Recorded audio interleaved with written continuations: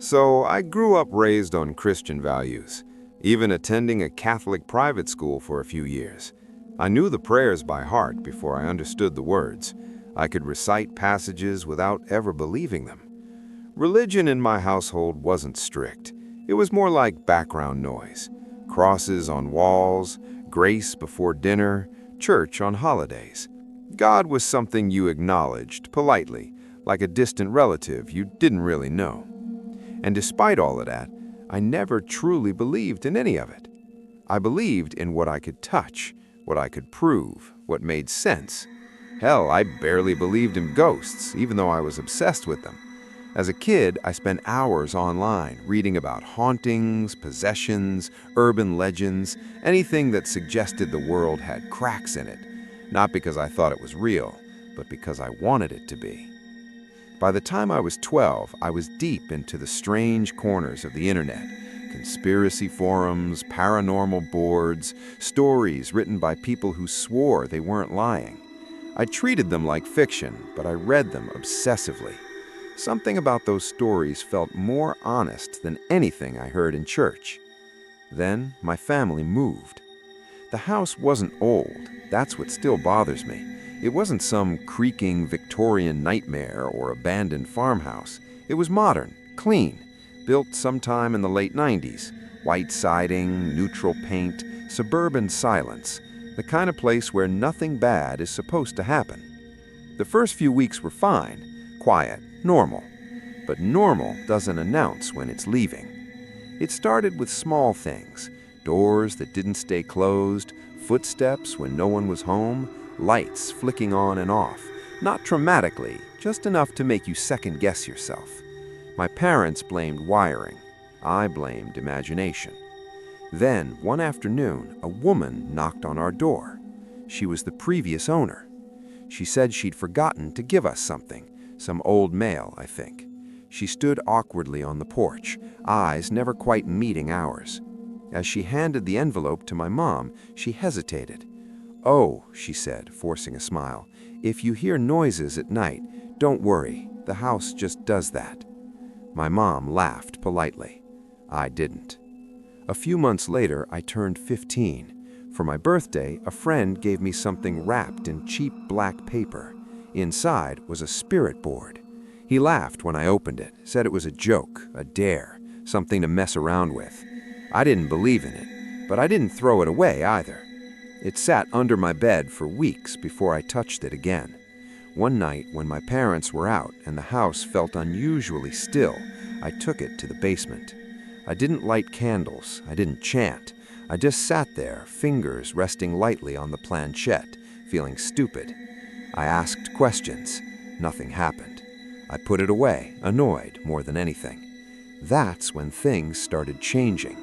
At first, it felt exciting.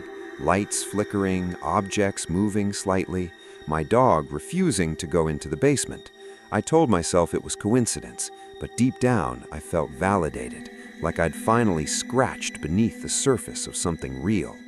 I didn't feel fear, not yet. The first time I saw it, I thought it was my mother. I was walking down the hallway toward the kitchen when I noticed someone ahead of me, moving toward the living room. Same height, same posture. She wore something light-colored, almost pink. That detail stuck with me because my mother hated pink. When I reached the living room, she was already there, sitting on the couch with my father, wearing blue. I stopped cold. I told myself my eyes were playing tricks on me. Over the next year, my sleep fell apart. Cold spots appeared in the house, places where the air felt wrong, heavy. Doors slammed, objects were thrown, toys with no batteries spoke, TVs turned on, unplugged. And then there were the nights. I would feel the mattress sink beside me, like something was crawling onto the bed. Not imagined, not subtle. The springs compressed, the weight was real. I'd lie frozen, staring at the ceiling, too afraid to look. It climaxed one night in the basement. I was lying on the couch, lights off. My dog slept on my chest, like always. Suddenly, she stood up, growling into the darkness. Her fur stood straight up. She never did that, ever. Then she whimpered and ran. Before I could move, something pinned me down. No shape, no body, just pressure, crushing, violent. My arms were forced to my sides. My chest felt like it was caving in. And the hatred, it wasn't emotion, it was presence, pure, focused malice. I screamed in my head. Nothing came out. When it finally released me, I ran upstairs screaming. My parents wouldn't wake. My brother wouldn't wake. It was like the house itself had swallowed sound. That night, it happened again and again. I was breaking. Out of desperation, I whispered something I barely believed. "Jesus, please help me." Everything stopped instantly. Dead silence. I slept. The next morning, we destroyed the board, or tried to. It wouldn't burn properly. The center stayed untouched, no matter how much fuel we used. My father threw it in the trash instead. Nothing ever happened again. Years passed. I grew up. I moved out. I lived a normal life. But sometimes, when it's very quiet, I still wake up with that same feeling, like something remembers me. And this wasn't the only time something followed me. I used to think the silence meant it was over, that whatever had happened back then had burned itself out, left me alone, moved on to someone else. Years passed without incident, and with every normal night of sleep, I convinced myself it had all been a combination of fear, exhaustion, and a teenage mind desperate for meaning. But the thing about silence is that it doesn't always mean absence. Sometimes it's just patience. College pulled me out of that house. New city, new routines, new people who didn't know my past.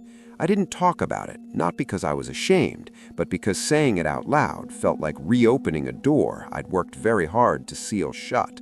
Life became busy enough that I didn't have time to think about shadows or unexplained sounds. I slept fine. I laughed. I dated. I felt normal. Then, during my second year, I started waking up at exactly 3:12 a.m. Not sometimes, every night. No alarm, no noise, no dream that I could remember. Just my eyes snapping open, heart racing, body already tense as if it had been bracing for something before I was even conscious. At first, I checked my phone and rolled over. After a week, it started bothering me. After a month, I stopped sleeping altogether. The room felt different at that hour. Not darker, not colder, just heavier, like the air itself was pressing down.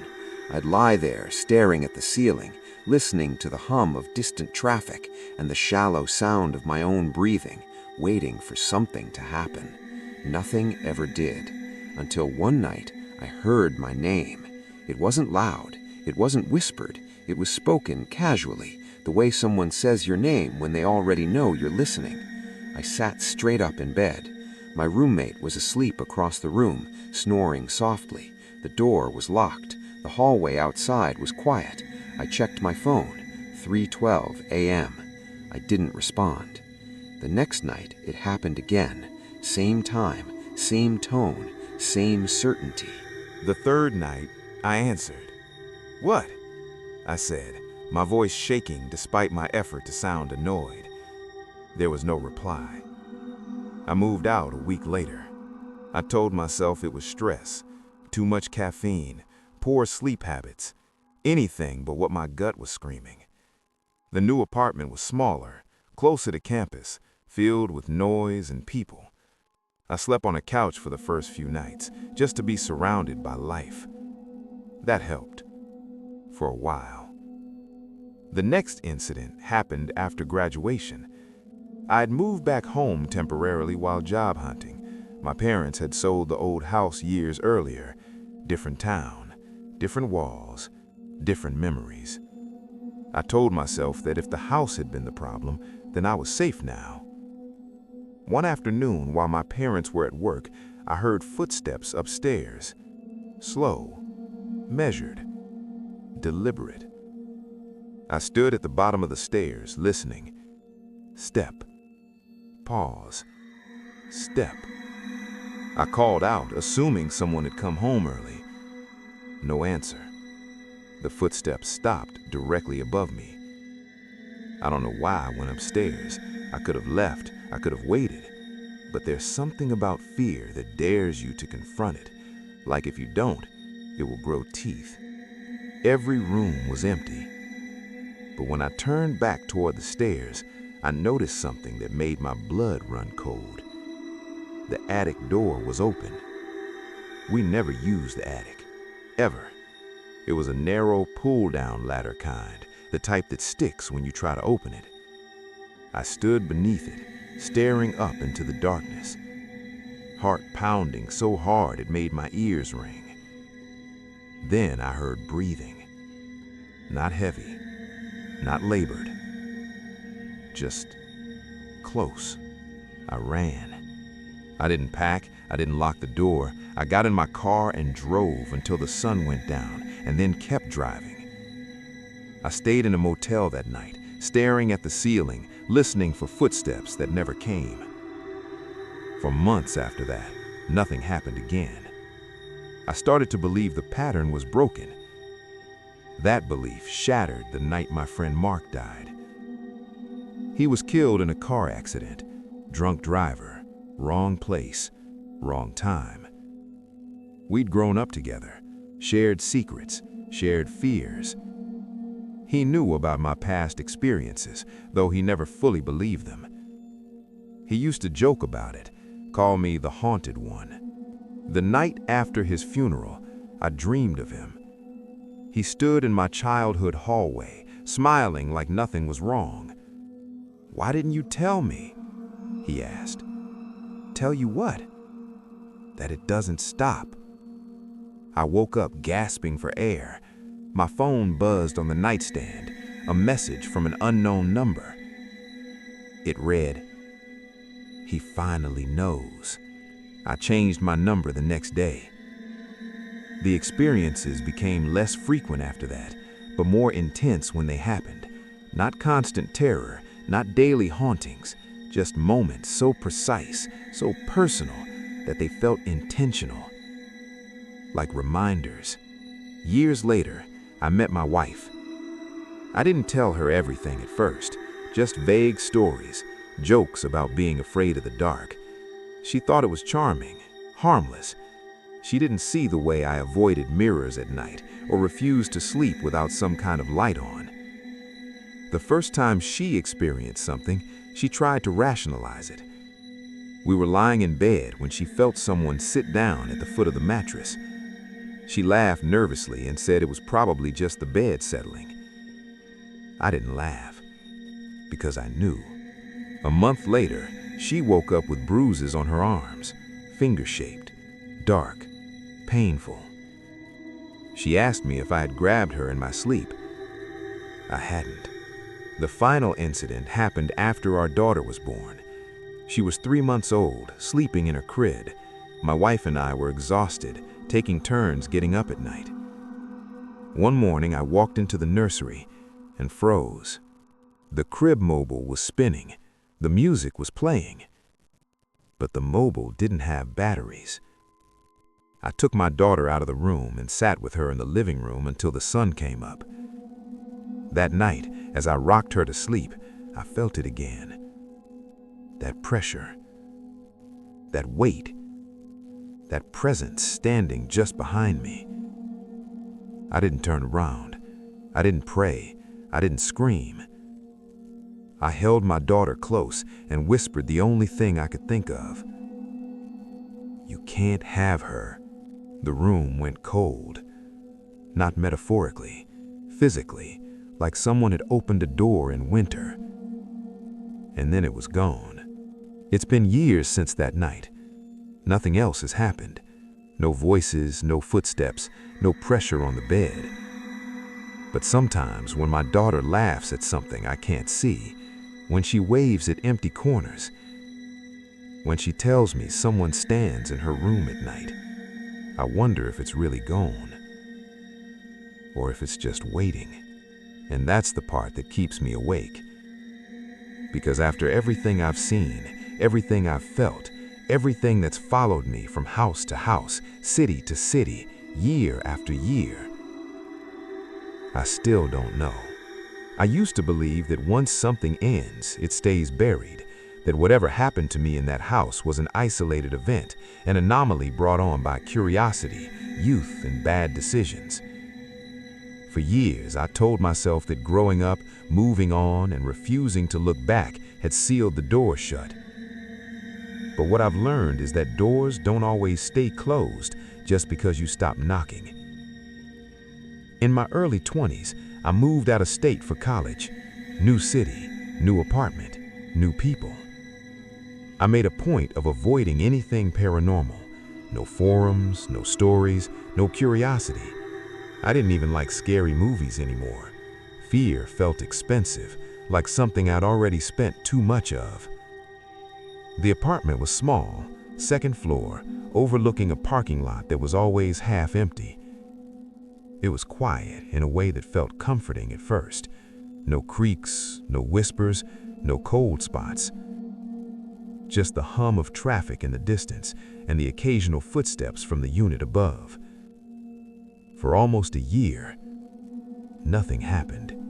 Then, one night, I woke up to the sound of breathing, not my own. It was shallow, controlled, right next to my bed. I lay perfectly still, staring at the ceiling, my heart pounding so hard I was sure whoever or whatever was there could hear it. I told myself it was a dream, sleep paralysis, stress, anything but what my instincts were screaming. The breathing stopped. I waited, counted seconds, minutes. Nothing else happened. The next morning, I laughed it off. I even felt embarrassed for how scared I'd been. I didn't tell anyone. I didn't write it down. I didn't acknowledge it. That was my mistake. Over the following weeks, I started noticing patterns. I'd lose time, small gaps at first. 10 minutes I couldn't account for. An hour where I'd swear I was studying, but the clock insisted otherwise. My phone would be unlocked with apps open that I didn't remember using. Once I found dirt under my fingernails. I don't garden. Then came the dreams.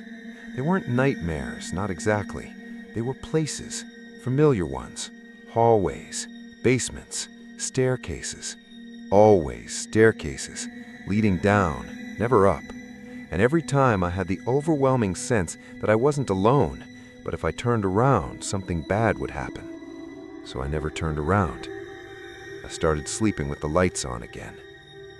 That's when the scratches appeared. 3 of them, parallel, on my forearm. They weren't deep, just enough to break skin, just enough to bleed. I told myself I must have done it in my sleep, maybe caught myself on something sharp. But there was nothing sharp near my bed. Around this time, I met someone. We'll call her Anna. She was grounded, rational, the kind of person who believed in science, routine, and explanations. Being around her made me feel anchored, like whatever I'd been carrying was losing weight.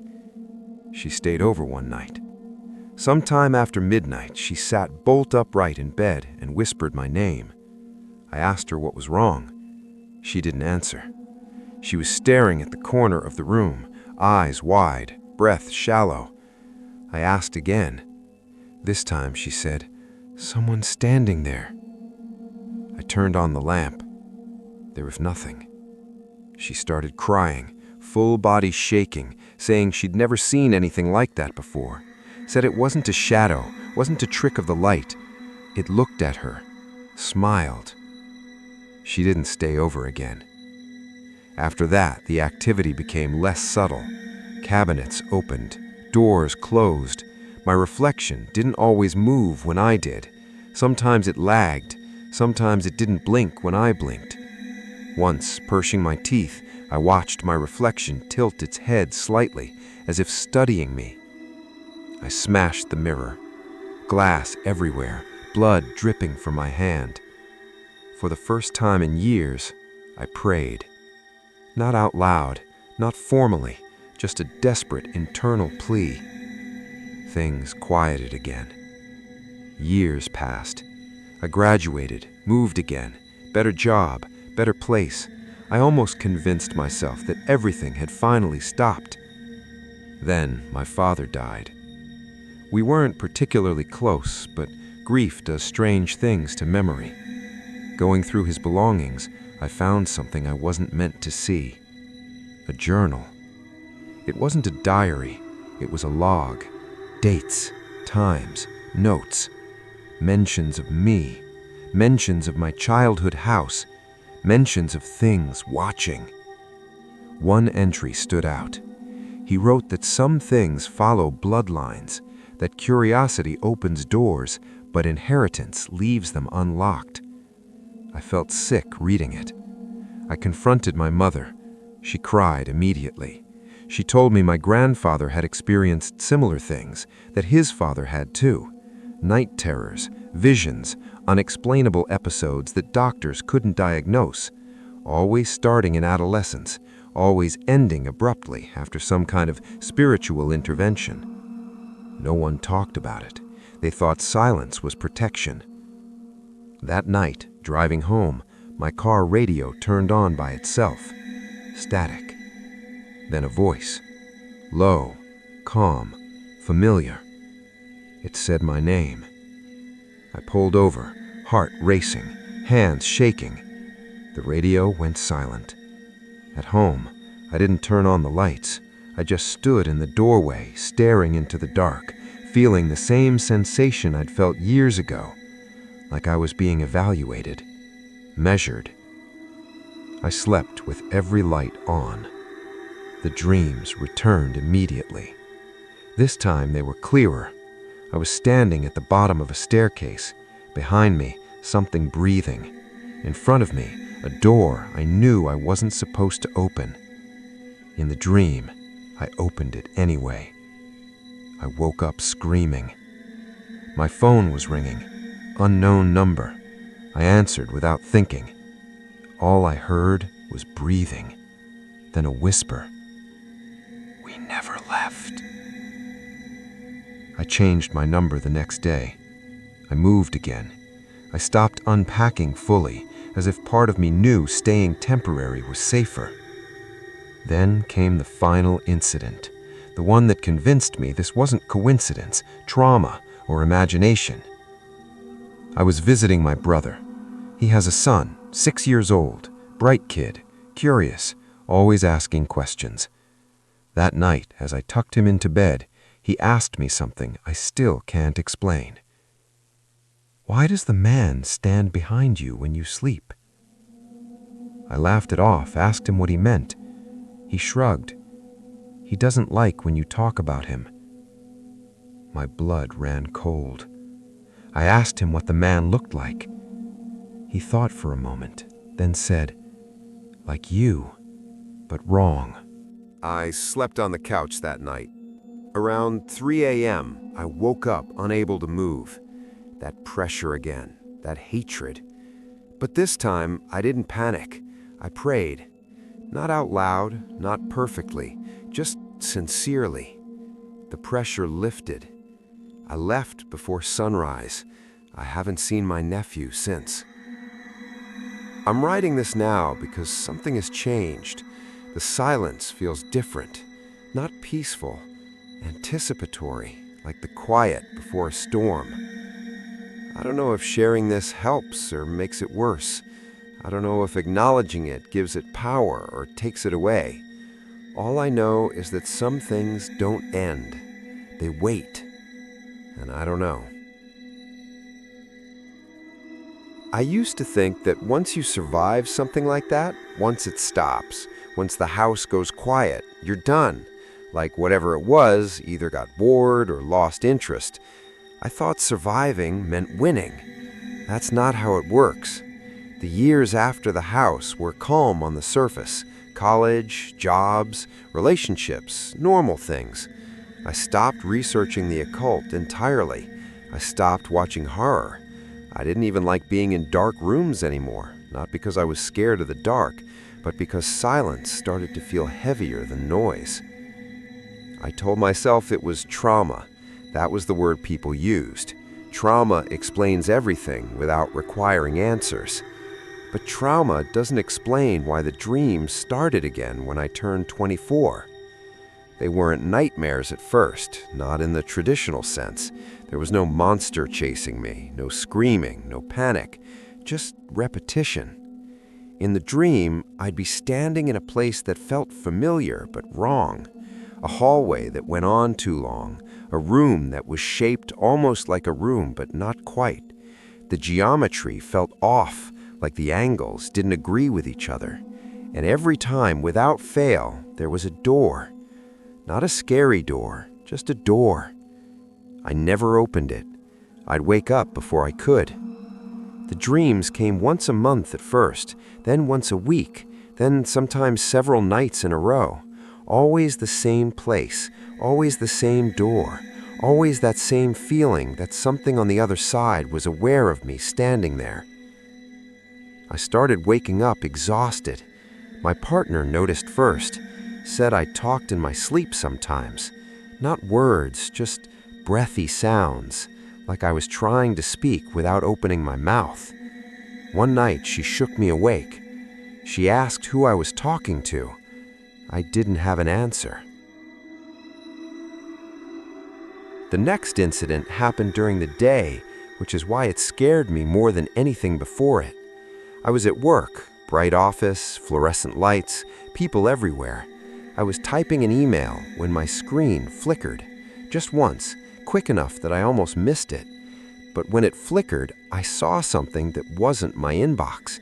It was the hallway, the one from the dreams, just for a frame, maybe less. I slammed the laptop shut hard enough that my coworker jumped. I laughed it off, blamed low blood sugar, stress, too much caffeine, anything except what my body already knew. After that, it started bleeding into real life. I'd catch reflections that didn't line up with my movements, hear my name spoken softly when I was alone, feel that same pressure on my chest right as I was drifting off to sleep, like my body remembered before my mind did. I went back to praying, but not out of faith, out of fear. It didn't stop. What finally broke me was the night I realized the dreams weren't repeating, they were progressing. One night, the door in the hallway was closer. Another night, it was already open.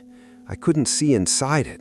There was no darkness, no light either, just absence, like the idea of a room without the room itself. And then one night, I stepped through it. I didn't wake up. I stood inside something that felt vast and intimate at the same time, like being watched from every direction without eyes. There was a presence there, not in front of me, not behind me, but everywhere I wasn't looking. And it spoke, not with sound, with understanding. It didn't introduce itself, it didn't threaten me, it didn't demand anything. It simply showed me moments, not memories, possibilities. I saw myself in places I had never been, doing things I didn't recognize, wearing expressions I didn't remember earning. I saw rooms that felt like echoes of the house I grew up in, distorted and rearranged. I saw people I loved speaking to something just out of frame. And then I saw the spirit board, not the one we burned, another one, new, unused, waiting. I woke up screaming. My partner was gone, not missing, not disappeared, just not there. Her phone was on the nightstand, her car outside, no note, no sign she'd left. She was found 2 days later at her sister's house. She said she went there after we had a conversation. We never had that conversation. She described it in detail, where I was standing, what I was wearing, the exact words I said. None of it happened. She said I looked wrong when I said it. That was the first time I went to a doctor and told them everything. Sleep studies, scans, therapy, medication, everything came back normal. The therapist suggested dissociation, stress-induced hallucinations, memory overlap. She said the brain is very good at filling gaps with convincing lies. I asked her why the lies were consistent. She didn't have an answer. The next escalation happened when I moved. New apartment, new city, fresh start, no reminders, no basements, no history. The first night there, I didn't sleep at all. The second night, I dreamed of the hallway again. This time, there were more doors, and behind one of them, something knocked. Not loudly, politely. I stopped dreaming after that, completely. No REM sleep, no imagery, just unconsciousness followed by waking. That should have been a relief. Instead, the world started to feel thinner. Sounds lagged behind actions. People's faces looked like masks if I stared too long. Mirrors became difficult, not because I saw things in them, but because I felt like something else was checking to see if I noticed. The final incident before everything truly fell apart happened on a train platform. Late evening, almost empty. I was scrolling on my phone when someone stood beside me. I didn't look up right away. When I did, my heart stopped. It was me. Not a reflection, not a doppelganger. Me. Same height, same posture, same scar on my left hand. But the eyes were wrong. They weren't hostile. They were patient. He leaned in slightly and whispered something so quietly I almost missed it over the sound of the approaching train. "You didn't close it." I staggered back. When I looked again, the platform was empty. I didn't take the train. I walked home. That night, I found the email. No sender, no subject line, just a single sentence in the body. "It's easier if you stop resisting." I unplugged everything, threw my phone in a drawer, slept with the lights on again like I was 16. And for a while, nothing happened. That's the worst part, because now I know what that means. It's not gone, it's waiting. And sometimes, late at night, when the apartment is quiet and my thoughts slow down, I feel it again. That pressure, that awareness, like something standing just behind the concept of reality, listening to me think. I don't use spirit boards. I don't seek answers. I don't go looking. But I also don't pretend anymore that this is over. Because some doors don't close when you burn the key.